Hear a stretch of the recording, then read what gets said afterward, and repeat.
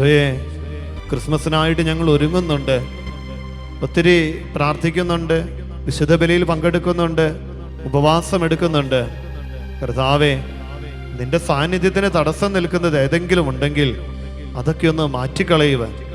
ഓരോ ക്രിസ്മസ് കാലഘട്ടത്തിൽ ഞങ്ങൾ ആഗ്രഹിക്കുന്നു, പ്രാർത്ഥിക്കുന്നു, പക്ഷെ പൂർണ്ണമായിട്ട് അതിനെ ഉപേക്ഷിക്കുവാൻ സാധിക്കാത്ത ജീവിതത്തിൻ്റെ ചില ബലഹീനതകൾ, എൻ്റെ ഭാരങ്ങൾ, എൻ്റെ സങ്കടങ്ങൾ, എൻ്റെ കണ്ണുനീര്, അതെല്ലാം ദൈവത്തെ ഏൽപ്പിക്കുക. ദൈവം അത് സ്വീകരിക്കുമ്പോൾ അനുഗ്രഹമായിട്ട് മാറും.